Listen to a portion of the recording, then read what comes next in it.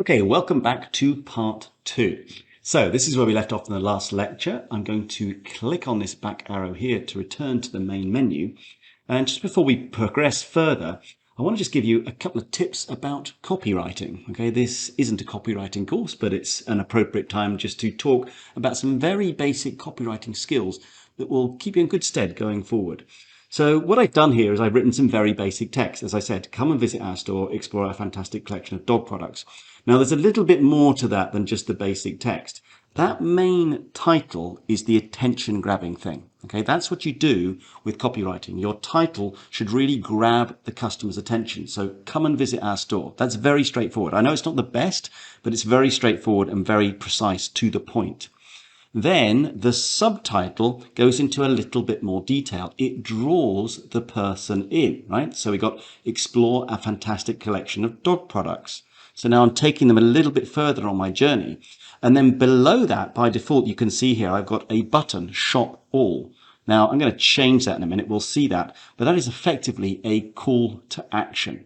So I've taken them from a title, I've grabbed their attention, I've given them a subheading, which is a little bit more detail, and then I'm saying, come and explore my shop.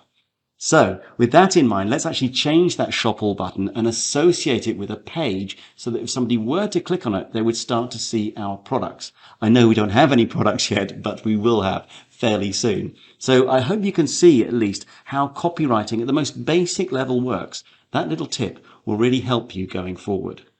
So let's go ahead and actually change this button. So to do that, I'm going to click on buttons. And then this is where you can see that I can change the label. So it says shop all at the moment. Now for me, that's not a very nice call to action. What I like to write is discover more ... That's basically my personal preference. I feel that's a nice way, a nice call to action, a kind of softer one. I don't want it to be too abrupt, but it definitely draws them in, makes them want to click and see what's going on in my shop. Now, the next thing is to associate it with a particular page.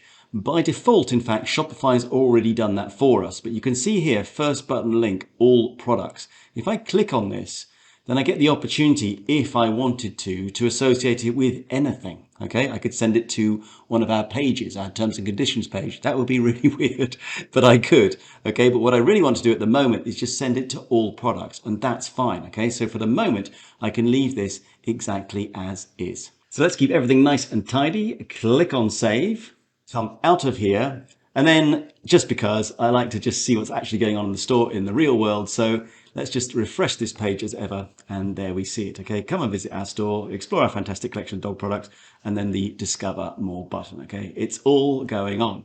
Right, I hope you agree that things are really starting to look a lot more professional now. And so at this point, all I really want to do now is to tidy up a bit. In fact, simplify this home page. There's a lot of stuff going on here by default, which is fantastic. I would encourage you to create a homepage similar to this, but for the purpose of this course, I just want to simplify things a bit. So this is what I want to do. I want to keep this talk about your brand section in here. Okay, I'm not going to fill it in, but clearly I could put something there. It's a very nice way, again, of building trust with your customer. I'm going to keep this featured product section. We'll see that as we go through the course. And then what I'm going to do, however, is switch off multimedia collage and also this video section here. I'll also take out these columns, okay? So to do that, we saw that before. That's very, very straightforward. So to take off the collage, all I need to do, come over here to collage and click on this little eye, come over to video and click on the little eye, and likewise with the multimedia column. And so now my homepage is, if you like, a lot more compact. Okay, I'm not saying that's the correct design or anything like that, but just as I say, I repeat myself, but just from the point of view of teaching, I want to try and keep this thing as tight as possible. So there we have it. We've got everything we need for a fantastic homepage now. So let's click on save. And then let's come out of this editor now completely, right? So we come over here, click on the exit button. And then just to finish off this lecture, I want to show you something that has been building up, in fact, without your knowledge. And in order to do that, let's go down to the settings. Now, you'll remember the last time we were on this page, I said, I'll bring you back here when it's required. Okay. And this is one of those moments. So if you scroll down a bit on this left-hand menu and click on files, you can see two files that I've uploaded to my site. I've got my logo and I've also got my dog cuddle picture.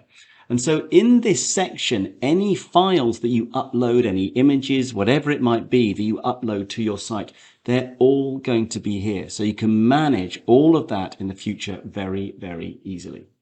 So as I come out of here, I just want to finish up by saying absolute congratulations if you've got this far, particularly if you're taking action and following along with me. Because by now you're really starting to have a very exciting store, right? It's starting to come together. We've still got lots more to do, of course, but it really is starting to look much more professional. And as I keep saying, all in just really a few clicks. So I would encourage you once again to build your store out, have fun with it. Don't be afraid of it. I hope by now you're starting to see that you can make mistakes. You can very easily correct mistakes. You can delete things. You can start again. It's very easy. It's not going to punish you. There's no reason to be afraid of this software, okay? So have fun with it, and I'll see you in the next lecture where we're going to talk about different themes. We've been talking about the Dawn theme up to now. But we can in fact use other themes, as I already alluded to. So let's have a little closer look at how that might work.